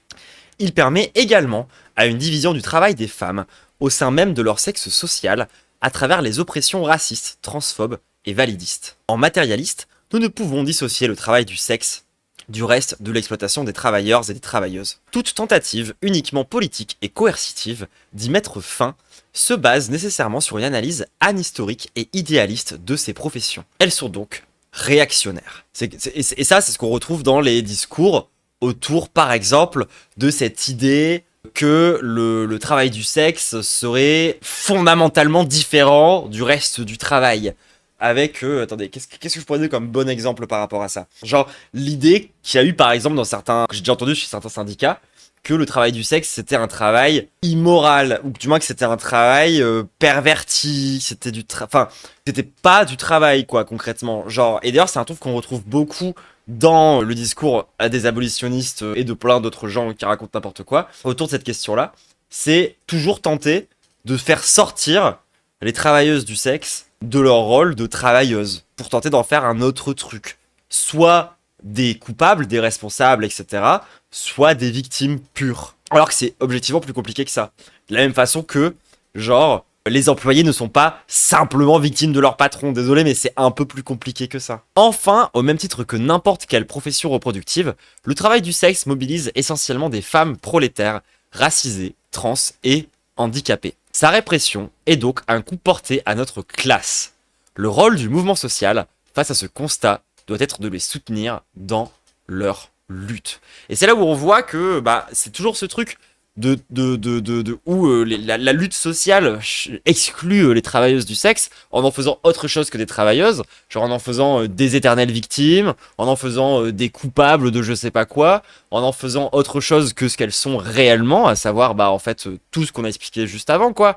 Donc un outil pour la reproduction du travail, enfin le travail reproductif, et donc les attaquer, c'est directement attaquer des travailleurs. Qui plus est des travailleurs qui sont particulièrement marginalisés, précarisés, qui sont... Attention, c'est toujours un peu ce truc de s'attaquer à la personne la plus en bas de cette hiérarchie-là, parce que c'est plus facile, et souvent c'est les gens les moins respectables, souvent c'est les gens les plus difficiles à défendre, donc les plus faciles à jeter sous le bus, quoi. Genre même strat que pour les TERF. Bah c'est pour ça qu'on parle beaucoup de SWERF. SWERF, c'est pour, et d'ailleurs souvent on accole les deux termes, c'est pour dire, genre TERF, c'est pour Trans Exclusionary Radical Feminism, et SWERF, c'est pour Sex Worker Exclusionary Radical Feminism. C'est des rats femmes qui n'ont rien compris à rien parce que c'est des débiles, qui excluent les travailleuses du sexe de leur lutte. Et c'est un terme qui existe, du coup, ils disent moins souvent que TERF, mais qui est tout aussi important. Plus important même, je crois qu'on a plus de SWERF que de TERF en France en vrai. Genre, bon, on en reviendra là-dessus un autre jour, mais les mouvements anti-trans à proprement parler, les mouvements qui sont contre les personnes trans en France sont pas tant TERF que ça, hein, très honnêtement. Hein. Nous, on a plus des délires qui sont liés à la manif pour tous, les cathos intégristes, tout ça. Le travail du sexe naît de l'exclusion du travail productif, de l'insuffisance de revenus générés par celui-ci, et de la marchandisation des corps et du travail reproductif par le capitalisme. Chez les mineurs, le recours au travail du sexe comme moyen de subsistance est une alternative aux violences et aux abus de la famille nucléaire. Pour vivre et se défaire de la violence, des mineurs travaillent là où il y a des postes à pourvoir. L'armée de réserve du patriarcat recrute constamment. Faute de revenus et à cause des conditions matérielles organisées pour maintenir la famille nucléaire, les jeunes victimes de violences familiales se tournent parfois vers le travail du sexe ou vers des économies parallèles. Et ça, c'est souvent ce qu'on vous explique quand on vous dit que bah t'as plein de meufs trans, souvent jeunes, souvent qui viennent de se faire virer de chez elles, qui finissent dans le TDS en fait. Parce que bah c'est un moyen de survivre et il y a une demande en fait. Nombreuses sont les travailleuses du sexe qui meurent de leur activité, dont des mineurs. Nombreux sont les jeunes qui meurent sur le lieu de travail, sur les chantiers ou dans les usines, notamment. Récemment, l'un d'entre eux était lycéen. Un autre est passé dans une machine à découper de la viande de l'entreprise Lustucru. Aucun prohibitionniste n'appelle à l'abolition du travail. Des femmes sont assassinées régulièrement par leurs compagnons. Aucune prohibition n'appelle à l'abolition de l'hétérosexualité par la force de la loi et de la police. Ce n'est pas là un whataboutisme. Partout où les travailleurs et les travailleuses sont exploités, il y a un risque de mort. Cependant, il existe bel et bien des violences supplémentaires liées au travail du sexe. Elles sont liées au caractère marginal de ces professions, exercées sous un régime prohibitionniste, mais aussi à la nature reproductive du travail du sexe. C'est ce que l'on appelle communément la putophobie. Elle se manifeste d'une part dans le traitement institutionnel des violences subies sur le lieu de travail, silence ou criminalisation, mais également par la posture de l'ensemble de la société lorsqu'il est question de travail du sexe. Quand les plus libéraux évoquent la liberté d'entreprendre afin de défendre une dépénalisation, les plus conservateurs oscillent entre solutions policières et réglementarisme. Deux propositions éminemment racistes et anti-trans. D'ailleurs, c'est pour ça que plein de gens avaient été choqués, n'avaient pas compris pourquoi. Est-ce que t'avais, comment il s'appelle, Tanguy machin là, le mec du RN qui est complètement ridicule. L'espèce de bourgeois absolument intankable du RN qui est super important. Je sais plus comment il s'appelle. Jean-Philippe Tanguy. Personne ne comprenait sa take à ce moment-là sur le fait que de réouvrir des maisons closes. Mais en fait, il y a toujours eu une partie de cette bourgeoisie-là qui a vu des intérêts matériels, qui a vu un intérêt à essayer de légaliser la prostitution, mais selon leurs termes, dans leurs conditions, et surtout des blanches. Genre, ça a toujours été dans un objectif de créer toujours une espèce de séparation entre les travailleuses du sexe acceptables et celles qui ne le sont pas. Nous ne pouvons attendre grand-chose des partis bourgeois en décomposition, fussent-ils de gauche ou historiquement centraux dans les luttes prolétaires. Les syndicats de lutte ne sont pas non plus dans un meilleur état, mais ils continuent de réunir une part non négligeable de travailleurs plus ou moins combatifs. C'est à eux que nous devons nous adresser, y compris contre leur direction s'il le faut. La manifestation régulière de leur autosatisfaction quant aux lois prohibitionnistes et criminalisantes est une honte. Ces lois servent pleinement la reproduction de l'idéologie capitaliste et la marginalisation des franges les plus opprimées du prolétariat, sans être tout aussi, même tout simplement, c'est bêtement sexiste. Hein. Il y a vraiment ce truc de ouais, c'est les gonzesses, donc ils s'y intéressent pas tant, quoi. Et du coup, ça leur dérange pas d'avoir ce truc méprisant. Ce mépris des syndicats envers les travailleuses du sexe et leur lutte en est la continuité. Ce ne sont ni la condescendance, ni la prise en pitié qui changent les conditions de vie des travailleurs, c'est encore la lutte et l'intégration de celles que le système accule dans les pires lieux, dans les revendications générales de nos combats. On rétorque souvent, lors des revendications des travailleuses du sexe, que leur profession est inhumaine et dégradante, que ce n'est pas un vrai travail, mais de l'esclavagisme, que leur combat justifie la situation de milliers de mineurs contraints à faire des passes. Et alors ça, c'est un argument à peu près aussi débile que de dire que c'est parce qu'on dit racisé qu'il y a du racisme. C'est complètement con. Libéraux comme communistes peinent encore à considérer le travail reproductif comme pleinement intégré au rapport d'exploitation capitaliste et à situer historiquement le genre pour orienter les luttes. Si bien que pour certains, la lutte des femmes est secondaire, petite bourgeoise et peut se faire sans dimension de classe. Les libéraux voient dans le capitalisme une possibilité de société féministe. Des communistes estiment quant à eux que l'on ne peut se passer des luttes des femmes et se concentrer sur des revendications entre guillemets sociales. Ce sont pourtant ces mêmes communistes qui évoquent le travail du sexe en des termes prohibitionnistes ou abolitionnistes, complètement idéalistes. Idéalistes dans le sens qui pensent que les idées dirigent le monde et non pas le monde qui dirige les idées. L'opposition de nombreux marxistes à qualifier le travail du sexe comme un travail vient de leur vision étriquée de l'exploitation. Ici, le travail du sexe comme un travail. Mais l'opposition de nombreux marxistes à qualifier le travail du sexe comme un travail vient de leur vision étriquée de l'exploitation. Chez Marx, l'exploitation désigne l'appropriation par les bourgeois de la plus-value produite par le travail prolétaire. Certes, le travail du sexe ne créait pas directement de la valeur, mais il en va de même pour les professionnels de l'éducation ou du soin. Professeurs et soignants participent à former et à maintenir en bonne santé un prolétariat qui crée de la valeur. Donc, les soignants dans les hôpitaux sont exploités. Entre autres, l'organisation capitaliste ne s'arrête pas à la sortie de l'usine et est une totalité. La famille, l'école ou encore le soin sont organisés en fonction du travail reproductif. Et un travail productif optimal nécessite un travail reproductif, répondant à ses besoins matériels et idéologiques, notamment par l'échange marchand hétérosexuel. C'est ce à quoi contribue le travail du sexe. On ne peut pas dissocier le travail du sexe du reste de la reproduction, ni de l'hétérosexualité comme marché du travail reproductif. Communistes, nous sommes face à un enjeu historique. Nous devons inverser la vapeur et amener les syndicats à soutenir les travailleuses du sexe dans leur lutte. L'abolitionnisme réformiste a longtemps bercé d'illusions l'ensemble du mouvement social sur une possibilité de disparition du travail du sexe dans l'économie capitaliste. Or, le capitalisme ne peut être réformé et toute exploitation productive ou reproductive perdurera dans un tel système. Il y a cependant des métiers plus à risque dans lesquels les franges les plus précaires des classes laborieuses se retrouvent à force d'exclusion du travail productif et d'oppression. Il n'est pas possible d'en finir avec le travail du sexe, qui ne peut qu'être réformé dans un va-et-vient constant entre prohibitionnisme et réglementarisme. Deux dispositifs bourgeois aussi néfastes l'une que l'autre. Si de nombreux communistes sont en bonne voie, ils sont malgré tout imprégnés par l'idée bourgeoise du travail du sexe. Ils en font une exception, un élément hors de la matrice capitaliste dont il serait possible de mettre un terme dès maintenant. Il n'en est rien, car si le travail du sexe doit disparaître dans une perspective abolitionniste révolutionnaire, cela se fera de concert avec toute forme d'exploitation. Et c'est très juste et très bien écrit cette histoire, je n'ai absolument rien à dire. Je trouve même que c'est pas si dur à comprendre, enfin, genre, c'est vachement bien vulgarisé en l'état, tu vois, genre, d'expliquer que ça sert à rien de vouloir abolir le travail du sexe sans vouloir abolir le travail tout court.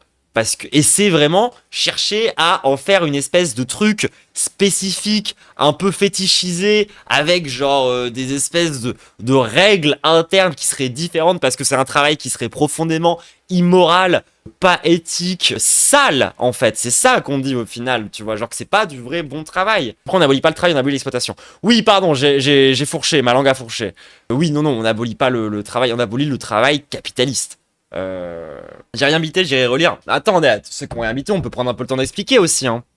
Donc même le modèle réglementariste, comme en Allemagne et en Suisse, est pro-capitaliste, si je comprends bien. Bah complètement. C'est pas un système qui protège... Enfin, je pense qu'après, tu vois, tu peux toujours partir du principe qu'il y a des degrés quand même là-dedans, dans le sens où bah c'est probablement quand même mieux d'avoir ça que d'avoir juste de la pure répression policière ultra vénère, mais ça ne va pas résoudre le fond du problème. C'est de l'aménagement pour rendre le truc plus acceptable. Je dirais que c'est enfin, dans ces eaux-là, tu vois, quoi. En gros, là, ce qu'on vous explique, c'est que pour défendre les... faut être révolutionnaire, en fait. Genre, il n'y a pas d'autre moyen de pleinement les défendre, de pleinement comprendre les enjeux qu'il y a autour des difficultés, des oppressions, des violences qu'elle rencontre. Tu peux pas être abolitionniste et être révolutionnaire. Genre, tu peux pas vouloir la répression policière et être révolutionnaire, c'est complètement stupide. Bref. Pour l'heure, il y a un combat à mener hors des sentiers bourgeois. Et il est urgent que les syndicats y prennent part. Ils le font déjà, avec certes plus ou moins de combativité et de rigueur, aide à la hauteur du coût de la vie, lutte offensive contre le racisme et la transphobie au travail, régularisation de tous les sans-papiers, augmentation du SMIC, réquisition des logements vides et réduction du temps de travail hebdomadaire. Ce sont là autant de revendications qui, de fait, contribuent à l'amélioration des conditions de vie des travailleurs. Cela n'abolira pas le travail du sexe, ce n'est pas la question. Seulement, cela préviendra un ensemble de facteurs qui poussent les travailleurs opprimés à se mettre en danger pour vivre, et qu'aucun travailleur ne devrait avoir à faire. Mais ce n'est pas suffisant. La question de l'organisation des travailleuses du sexe doit se poser avec celle de l'intégration de leurs revendications au cahier des charges des centrales syndicales. Les organisations de travailleuses du sexe ne sont pas parfaites, loin de là, et nous pouvons faire une longue critique de certains choix politiques libéraux. C'est ce que je vous expliquais tout à l'heure par rapport à la critique qu'on pouvait avoir vis-à-vis du SRAS. Mais on va toujours défendre le SRAS face aux abolitionnistes. Mais leur analyse de terrain sur les conditions d'exercice de la profession est précieuse et doit orienter notre combat, exactement.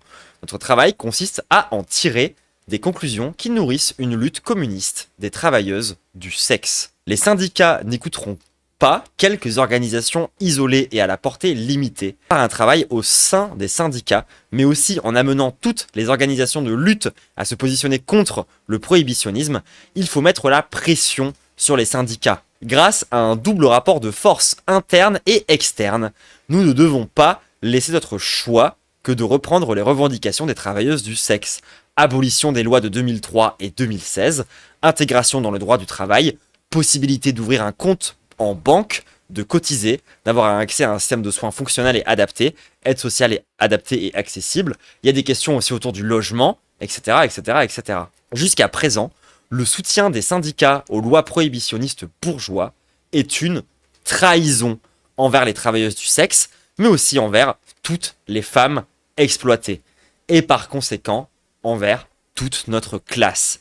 Si la lutte des femmes est une lutte de notre classe, la lutte des travailleuses du sexe doit être en son cœur. C'est très bien dit. C'est très très bien dit. Évidemment, je suis entièrement d'accord. Mais il faudrait aussi qu'on prenne le temps de reparler du mariage, en vrai de vrai. Étant donné qu'on l'évoque beaucoup au début, et qu'on ne revient pas tant que ça dans le reste de l'article, même si bon, c'est hyper structurant, dans plein de paragraphes, etc. et tout. Je pense que ça vaudrait le coup à l'occasion qu'on revienne un petit peu en profondeur aussi sur l'institution du mariage par rapport à ce truc-là. Je trouve qu'on le fait plus assez. J'ai pris beaucoup de plaisir à l'écrire, je m'attendais à manger plus de merde quand même. Bah, puis surtout tu m'as dit, et d'ailleurs je vais en profiter pour faire passer le message, tu m'as même demandé de faire passer un message parce que bon voilà, on a lu l'article, c'est très bien. Moi je trouve que c'est une vraie sortie par le haut qui permet de ne pas tomber dans aucun des mauvais avis que je vous expliquais au début de cette histoire. Ça évite de tomber à la fois dans, évidemment, le mauvais avis prohibitionniste, de con, en mode il faut abolir le travail du sexe, qui est évidemment une singerie. Ça évite aussi de tomber dans le côté 68 art, sexe positive, libéral, slay queen, ou comprendre quand même que, désolé, mais c'est pas simplement en redonnant une valeur symbolique au travail du sexe qu'on va améliorer les conditions de travail des travailleuses du sexe. C'est quand même un peu... Enfin, faut quand même aller plus loin que ça, si je puis me permettre. Et tu tombes pas non plus dans l'écueil de con, on va dire...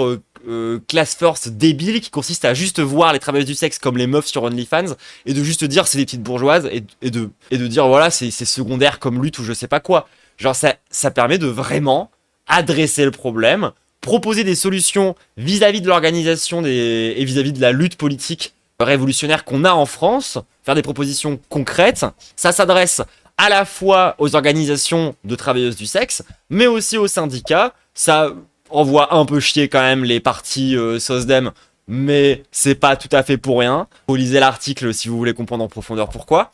Donc moi je trouve que c'est quand même carré de fou. à titre personnel.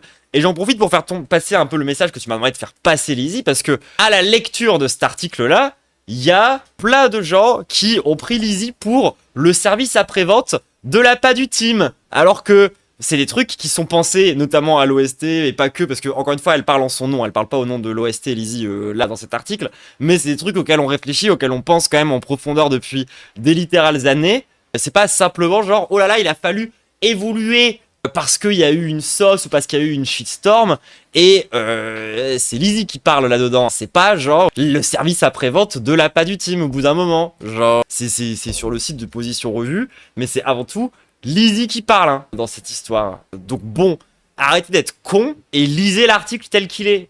Pour ce qu'il est. Pas simplement pour une espèce de truc de pseudo damage control, je sais pas quoi, c'est pas le cas en fait. Genre, y compris, bah d'ailleurs, je me suis permis de balancer même une petite pique à un moment. Il y a même un petit moment, je dirais, dans l'article qui est une quasi picouse à la pas du team autour de cette question de voir le travail reproductif, le travail de soins par exemple, comme de l'exploitation, au même titre que le travail productif, qui est un truc qui est hyper important, je trouve, à repréciser, tu vois, derrière ce truc-là. Donc stop, être des débiles, et puis juste, genre, je sais pas, respecter les penseurs qu'on a dans notre camp politique, quand même, qui tentent de faire avancer les choses, je sais pas. Mais once again, il me semble que la Padue est pas loin de cette position. En fait, moi, je pense surtout qu'ils ont été maladroits à un moment dans une capsule et que c'est pas grave. Mais bon, de venir te dire à toi que t'es juste une émissaire ou une caution ou je sais pas quoi, je trouve que c'est quand même très limité comme façon de digérer cet article.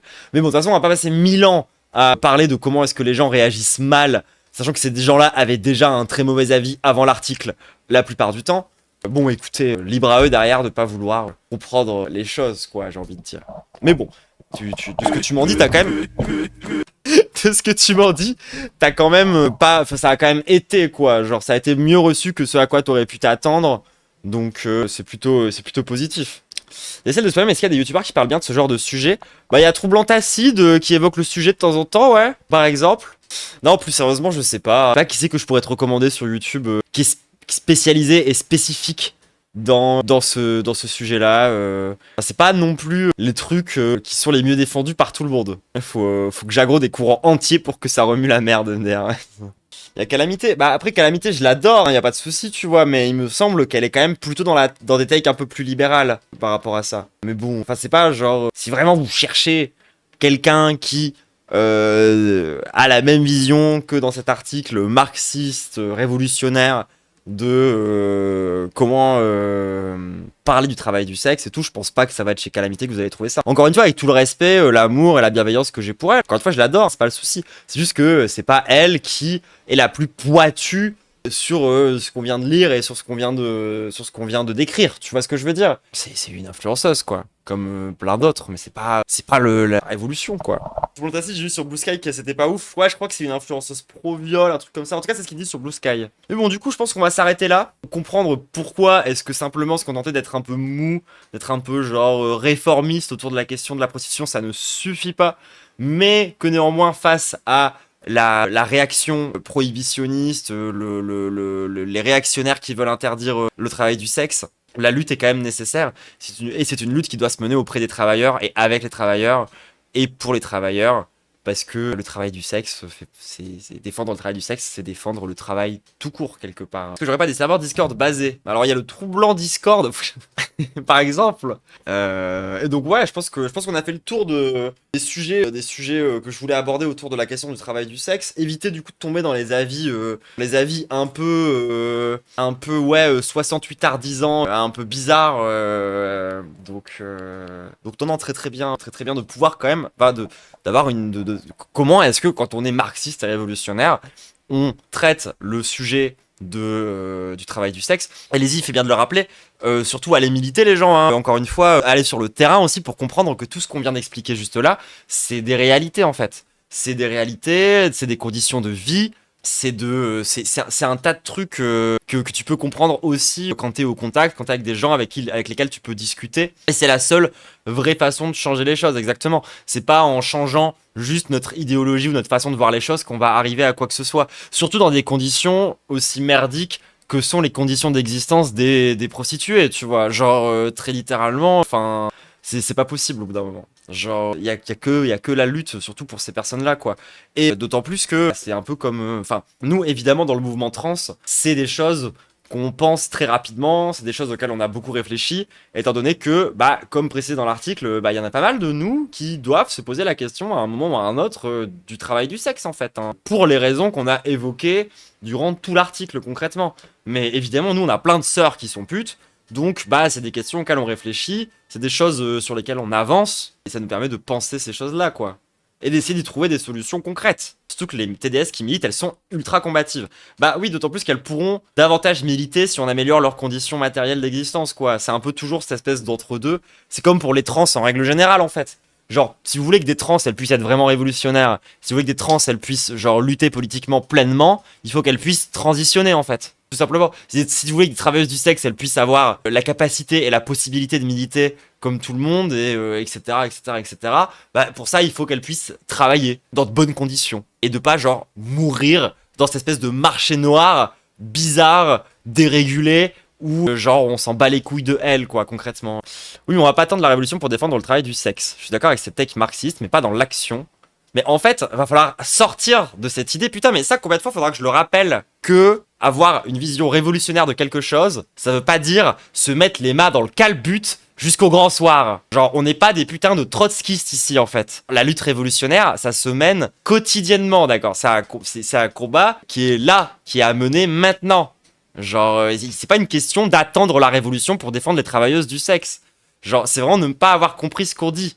Qu'il faut avoir cette perspective révolutionnaire pour les défendre. Mais vous n'êtes pas majoritaire chez les TDS. On n'est pas non plus majoritaire chez les travailleurs. Hein. Genre, dans le reste du monde du travail, la majeure partie des travailleurs sont pas marxistes, hein, ni révolutionnaires. Et la lutte révolutionnaire, on n'est pas obligé d'attendre la révolution pour la mener. Encore heureux, sinon juste on arrête avec l'OST. Hein. Du coup, il faut soutenir les intérêts des TDS et pas les critiquer. Mais après, faut pas non plus tomber dans un rapport fétichiste où du coup, on n'a plus aucun droit d'émettre le moindre opinion sur la moindre take que pourrait tenir une TDS dans un rapport fétichiste. C'est comme pour le reste.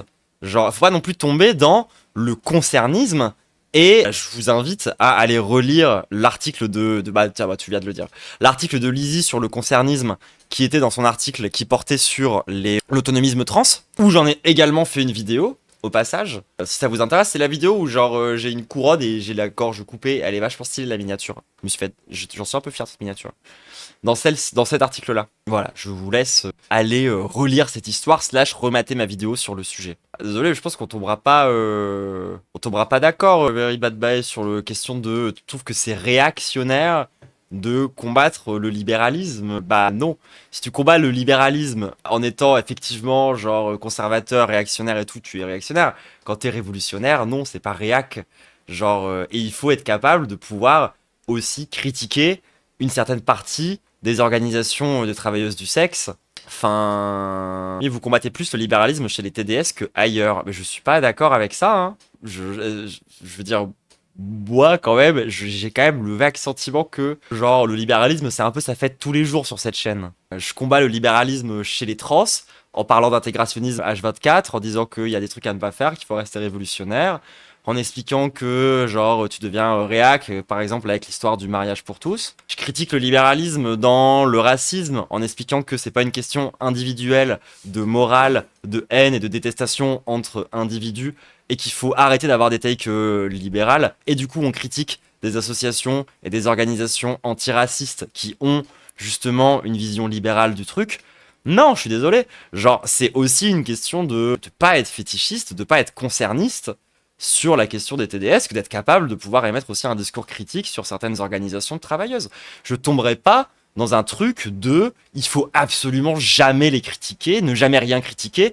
Évidemment, en soutien inconditionnel aux travailleuses du sexe, mais pas soutien inconditionnel à n'importe quel orga qui se revendique les représenter. C'est plus compliqué que ça, en fait. Genre, il faut être capable de pouvoir critiquer. Voilà, tu dis très bien ça pour le coup, Lizzie. La critique n'est pas une attaque, c'est un débat qui mène à la réflexion, à la recherche d'unité. Exactement. Et nous, justement, ce qu'on dit, c'est qu'il faut être capable de travailler auprès des syndicats, qu'il faut être capable de travailler auprès de ces différentes orgas. Et puis, on rappelle aussi à la fin de l'article, malgré tout, malgré notre rapport critique à certaines takes libérales dans les différentes organisations de TDS, on rappelle quand même leur rôle absolument central aussi justement à la fin de l'article en disant pas, c'est pas comme si genre on les jette à la poubelle et puis il y a rien à en tirer de bien. Genre, ce qu'on explique, c'est que, genre, si on cherche concrètement à améliorer les conditions de vie des travailleuses du sexe, il faut être capable de prendre en compte, genre, l'ensemble. Enfin, déjà, il faut être capable de réussir à emmener le reste des travailleurs et d'avoir surtout cette vision matérialiste. Genre, je vais pas me retenir de critiquer une orga de TDS qui serait raciste, tu vois, sous couvert que c'est des TDS et que moi je les représente pas. Enfin, genre, ils ont dosé. Genre le CAPP qui sont transphobes. Après, sur le racisme, ok. Bah non, mais tu comprends quand même que ça va sur le reste. Enfin, genre, c'est pour ça que je te dis qu'on retombe sur des questions qui sont proches du concernisme. Bref, on va s'arrêter là. On va s'arrêter là pour cette capsule qui était laborieuse. J'espère quand même au maximum que ça aura réussi à être clair ce qu'on essaye de dire. Et puis évidemment, force à toutes les travailleuses du sexe. Encore une fois, c'est ce qu'on dit, genre soutien. Et surtout, voilà, lutter, militer. On rappelle, c'est quoi la conclusion de cet article? C'est aller sur le terrain, en fait. C'est pas, encore une fois, en se contentant d'avoir du débat là, comme ça, sur Internet, autour de la question, que ça va améliorer la vie des travailleuses du sexe. Genre, au bout d'un moment, il faut quand même avoir un petit peu les pieds dans le réel. Enfin bref, gros bisous la zone, et on se laisse.